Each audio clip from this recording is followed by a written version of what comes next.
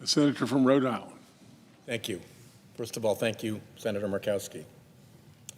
I rise today for the 300th time with my trusty, increasingly battered time to wake up chart to try to rouse this chamber to the looming dangers caused by fossil fuel pollution. I'm not sure whether this is a triumph of persistence or an exposition of failure or a little bit of both. I will say that Speaker Pelosi, who I admire immensely, has called out my persistent and relentless work on climate, but on the other hand, it's hard, given our peril, not to feel a bitter sense of failure about where we are.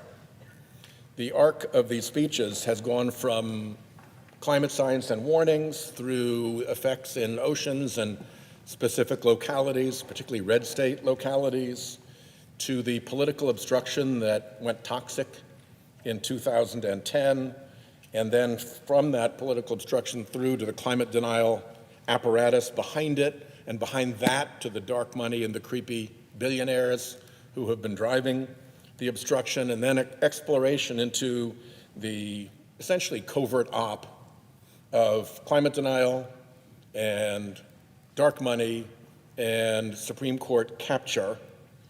And the result is that we've been through some eras along the way.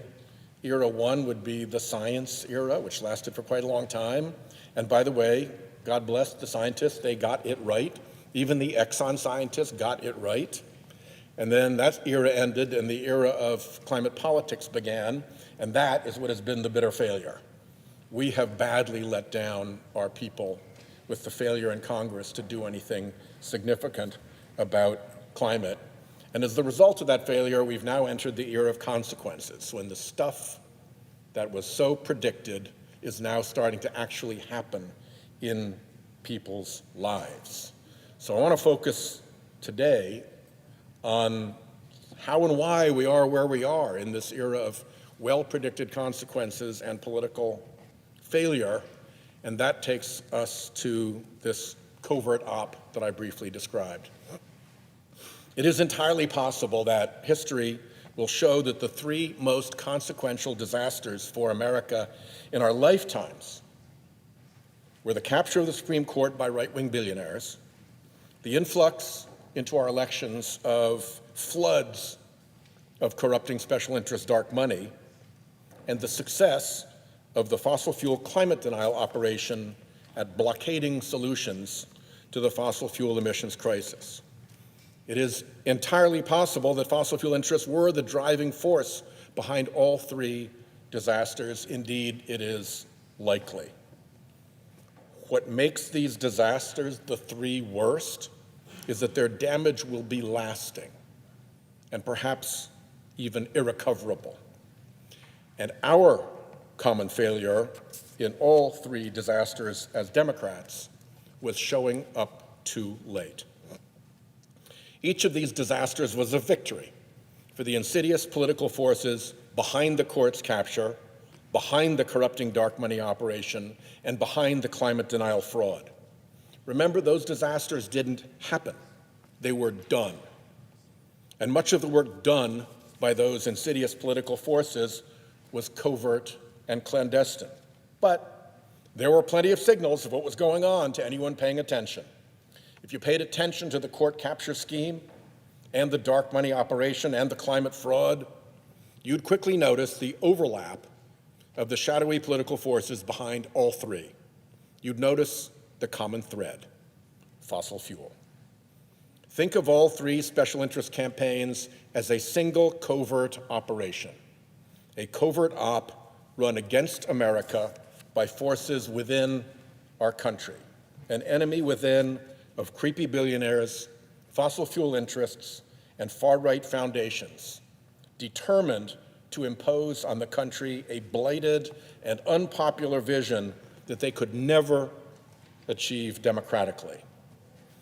Up against a covert power-seizing plan like that, you need to move fast. You need to engage early. If you wait too long, you'll show up too late.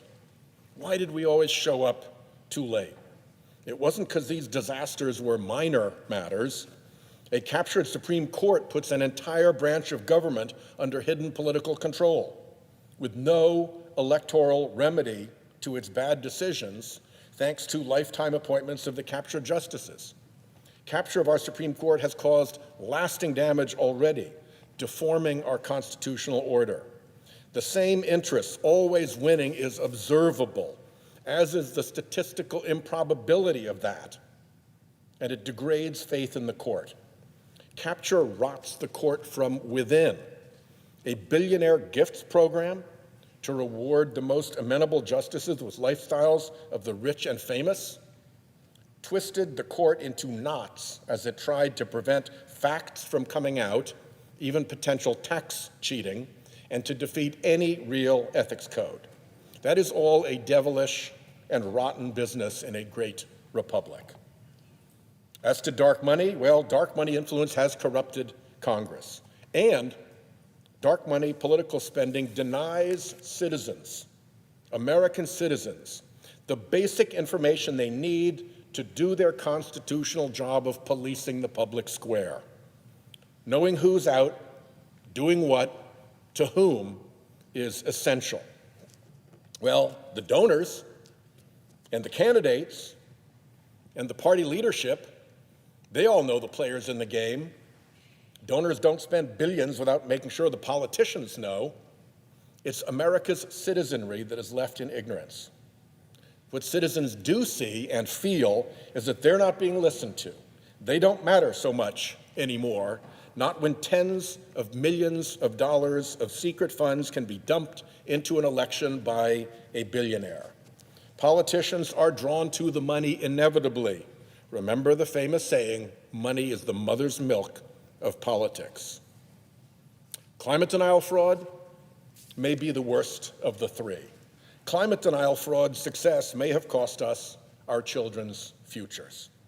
The looming physical catastrophes made inevitable by fossil fuel pollution damaging Earth's natural systems, they're first prefigured economically in insurance markets, and it's happening. Insurance markets are seeing what is coming. Unlike fossil fuel, the insurance industry can't lie about our future. Insurers are under a fiduciary obligation reinforced by trillions of dollars in bets to predict future risk honestly and well. And they are telling us that an economic storm is coming, driven by climate upheaval. The leading edge of that economic storm is already upon us in homeowners' property insurance markets melting down in Florida and other coastal and wildfire risk areas. We're heading into that storm unprepared while being lied to at industrial scale. 3 terrible things were done. Much of the scheme was covert, but there was plenty to see. So what went wrong? I'd say that my party fell into a rut. We too often allowed pollsters to determine our priorities. There are uses for pollsters in politics, but pollsters should not set priorities. Politicians worth their salt should set their own priorities, using their own judgment based on their own interactions with their own constituents and their own powers of foresight and anticipation. Those capacities are important in politics. Depending on polls can make those capacities flabby and weak. Polling also depends on getting the questions right. When pollsters aren't asking the right questions, it leaves massive blind spots. I have seen polling presentations supposedly telling us what we should care about that didn't even ask about climate change pollution or dark money corruption.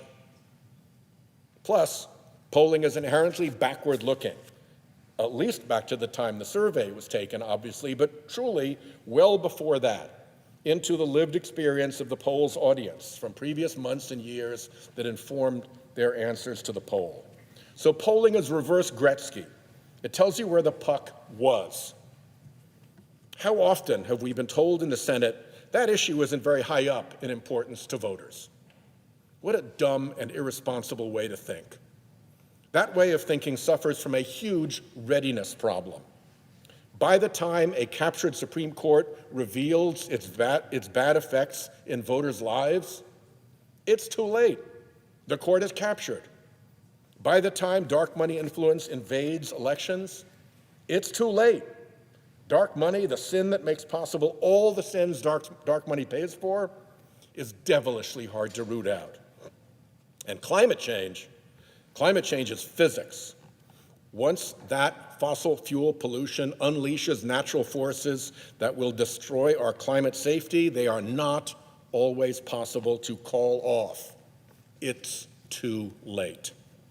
The lesson here, if you wait to fight until the polls tell you an issue is important, the battle can be over before you show up.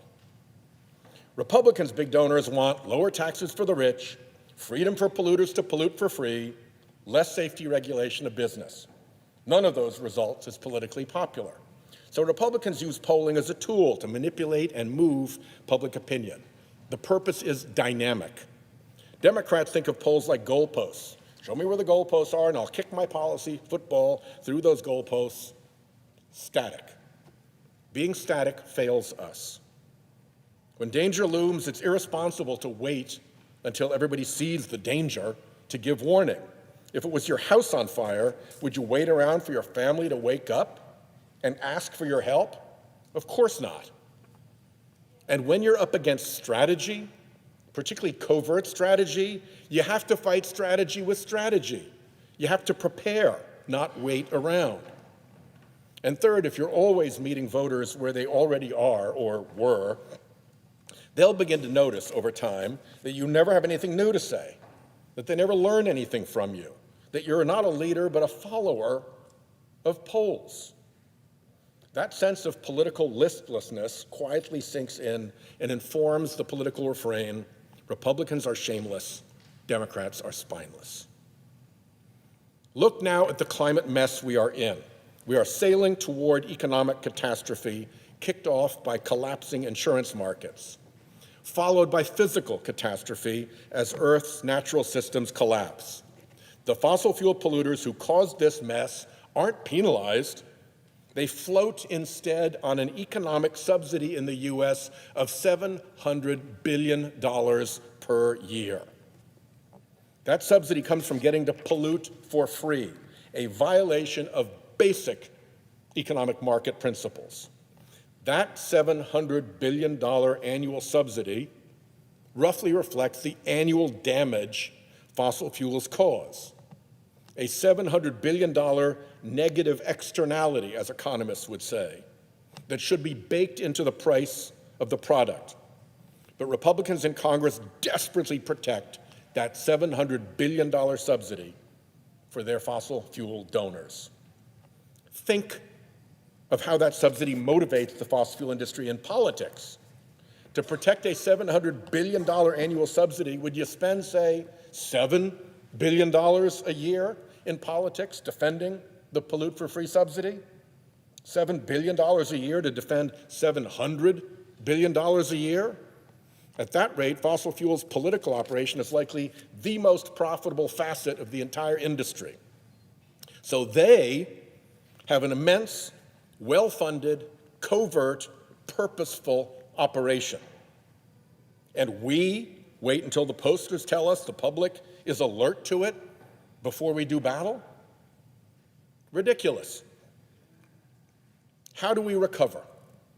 How do we recover from all the years we skated to where the puck was and ignored the massive fossil fuel covert op because the public hadn't seen it yet? Well, first, we had better get on it. We've let a lot of sand run through the hourglass as we dawdled, and we lost a lot of credibility from missing those fights. On climate, we have to face facts. The facts are grim, and the stakes are high. The corporate consulting firm Deloitte has estimated a $220 trillion difference in global GDP by 2070. Depending on whether we succeed on climate, thereby generating $40 trillion of global economic growth, or continue failing and take a global $180 trillion economic hit.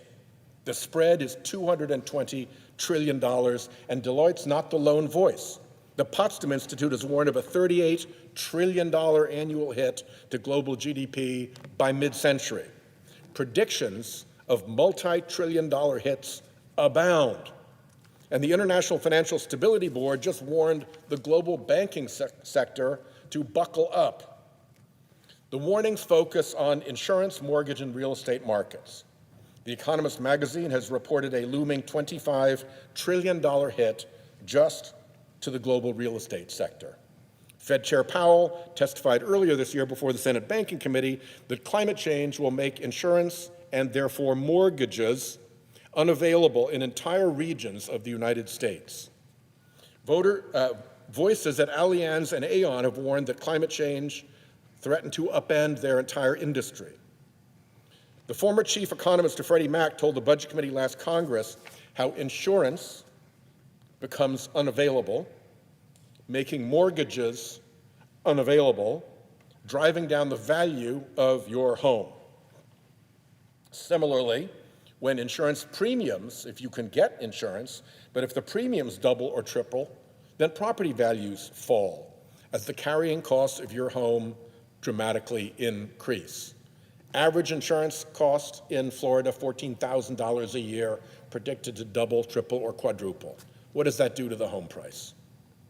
Together, the chief economist said, the crisis in insurance availability and affordability can cascade into a 2008-style economic meltdown that clobbers the entire economy. Many of these warnings use the word systemic, boring-sounding word, but perhaps the most dangerous word in the economic lexicon. It means the whole system gets hit, not just the particular sector, like 2008, or worse, 1929. Everyone suffers as the economy implodes. The way out from this danger is clear and simple. It can't continue to be free to pollute. There must be a global price or penalty on carbon emissions. Nothing else works, not after the time we've wasted. We have squandered every other option.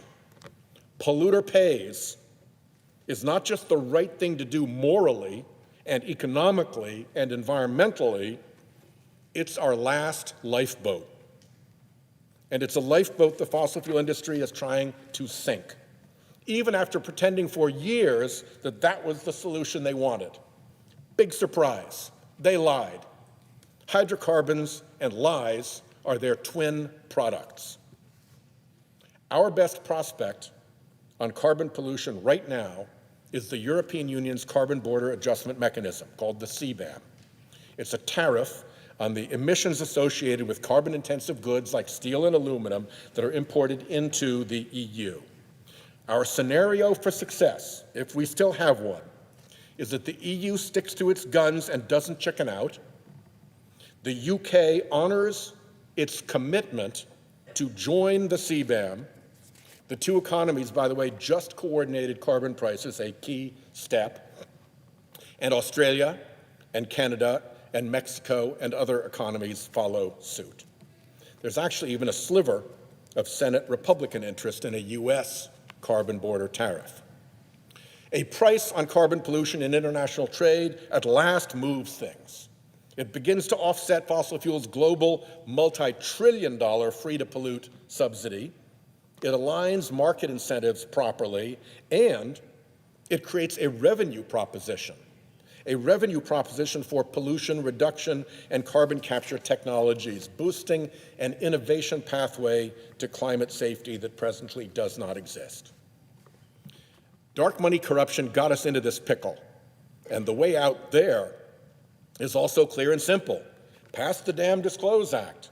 Require that donors over 10 grand into a political race show the public who they are. No more front groups and shell corporations.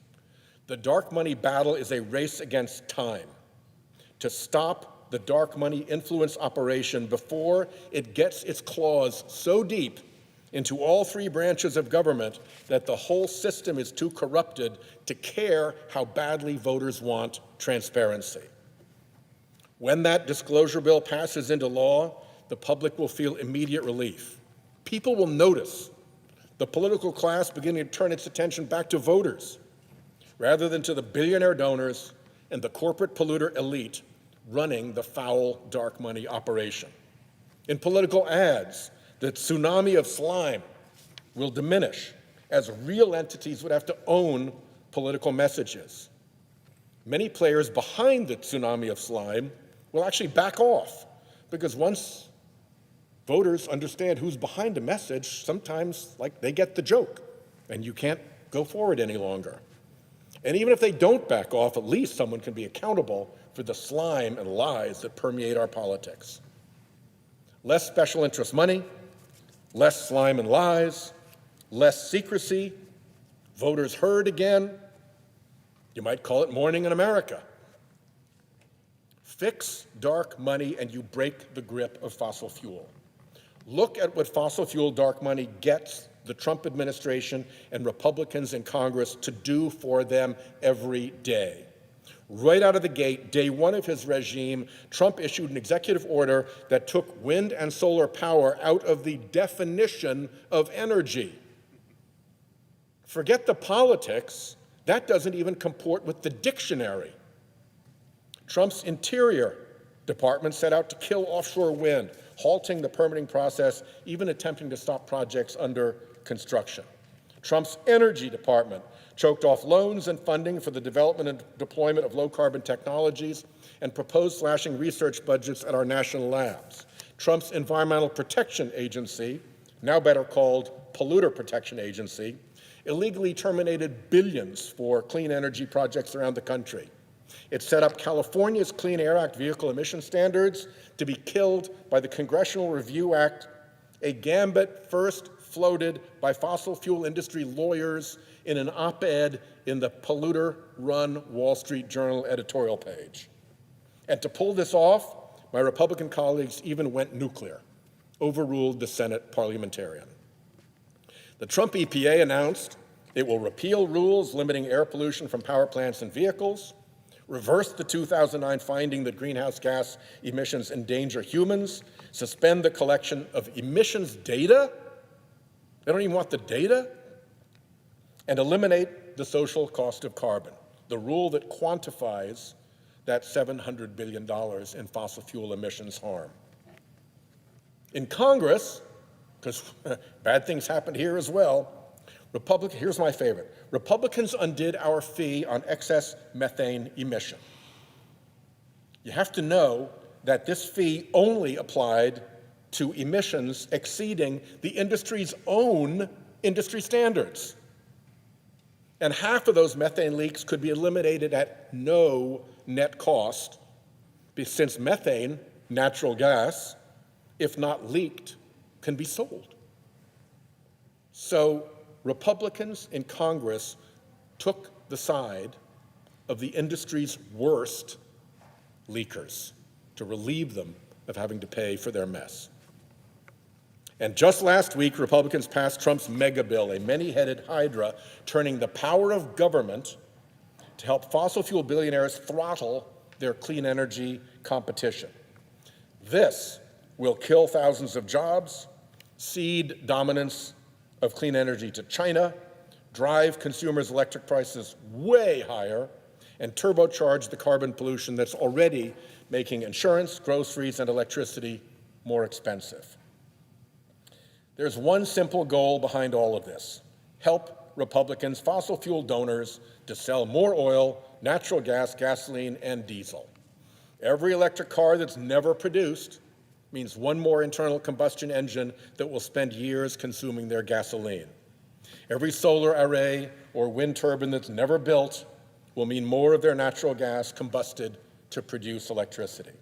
It doesn't matter to the creepy billionaires that the ownership costs of an EV are already less than those of a combustion engine car, or that solar power is now the cheapest form of energy there is. All that matters is the narrow self-interest of the polluting fossil fuel industry that funds and controls the Republican Party. Every indication is that the fossil fuel industry dark money operation orchestrated the Republicans' energy agenda. Every indication is that they have burrowed into the executive branch and are running it from the inside. Russell Vogt, for instance, running OMB, has spent essentially his entire career on fossil fuels' dark money payroll. His counsel there is Mark Paoletta from that infamous painting of the court fixer Leonard Leo, billionaire donor Harlan Crow, and their pet Supreme Court Justice Clarence Thomas from the court capture operation. Which brings us to the captured court, the court that dark money built. Freeing the Supreme Court from its captured state will not be easy. Too many justices are willing participants in the capture scheme. If the Supreme Court justices wanted to redeem their court, they could have done it already. They could do it on their own any day. But captured is, as captured does, they don't want to. It matters on climate. A rejuvenated court would take the evidence of climate harm seriously. Over and over, the court that dark money built has favored fossil fuel interests. For instance, it threw out the Clean Power Plan, saving industry tens of billions in compliance costs and allowing more than a dozen years of continued pollution. Let's say that $700 billion fossil fuel subsidy number is close to right. If the Clean Power Plan would only have shaved 10% off the harm, that one decision cost Americans nearly $1 trillion in pollution harm. That's worth capturing a court for if you're the fossil fuel industry.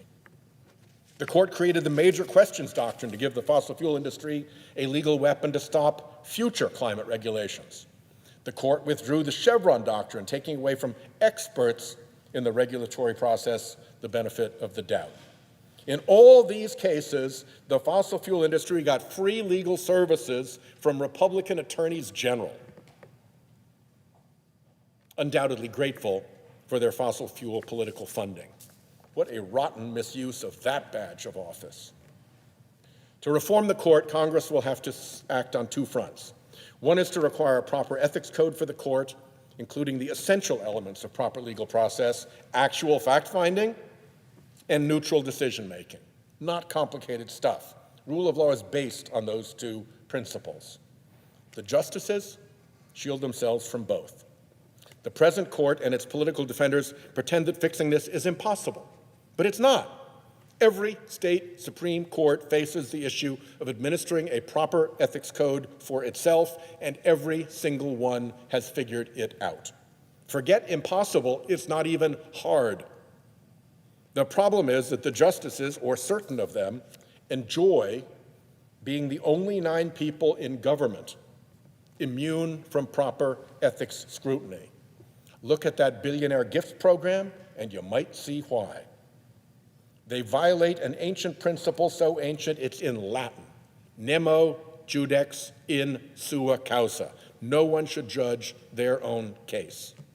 As an ethics scholar recently put it, it's a conflict of interest to judge one's own conflict of interest. The public is ready for more than just real ethics, however. The present court's legacy of scandals, destruction of precedent, doctrinal leaps, false fact-finding in cases, and striking patterns in what interests always win is damning. Add the unhealthy secrets around who chose justices and why, and around the billionaire's campaign of gifts to amenable justices, and around tax mischief related to those gifts, and it is a mess. The public is ready for term limits and turnover. A court rejuvenated with regular turnover, with its secrets disclosed and a proper ethics procedure going forward, is a court that can again merit the confidence of the American people and perform the judicial function honorably. So, can we win a pathway to climate safety, rid our politics of dark money, and liberate a captured court? Yes, we actually can, but it won't be easy. The successful fraud of climate denial, the insidious corruption of our politics by dark money, and the special interest capture of the court all are political prizes that will be defended to the death by the fossil fuel industry. The fossil fuel-funded infrastructure of front groups that propagates the climate lies, that launders and funnels the dark money, and that captured and now cossets and guides the justices, will be fighting for its very survival. The front groups are many, but like keys on a piano, they are part of a larger instrument, a fossil fuel instrument of secret influence and corruption now operating our government from within. That instrument must be defanged to revive American popular democracy. In this battle, yes, we have disadvantages. The infrastructure built for Republicans by their fossil fuel billionaire backers is immense. They can run media operations that drown us out. They have unlimited money. They plan years in advance. They've whipped the Republican Party into exceptional battle discipline. Don't get me wrong, we have some super talent on the Democratic side, but it's ballet dancers against centurions. Ballet dancers may be better athletes than centurions, but 100 centurions against 100 ballet dancers will end predictably. We don't have much muscle memory for fighting either. The recent Democratic administrations have tended to be conflict averse. We've been less aggressive, lambs versus wolves. The wolf doesn't much fear the bite of the lamb, and they don't much fear us. Imagine Winston Churchill trying to defend Britain without radar, or Spitfires, or his war room under the streets of London. Proper defense infrastructure can be outcome determinative, and we haven't had that. We do have one big advantage. The whole crooked apparatus of the right-wing fossil fuel billionaires depends on secrecy to work its evils. We don't have to match fossil fuel front group for front group. Propaganda mouthpiece for propaganda mouthpiece, lie for lie, even dollar for dollar. It doesn't have to take $7 billion on our side. Our cause can win by shining a bright light on their mischief and their motives.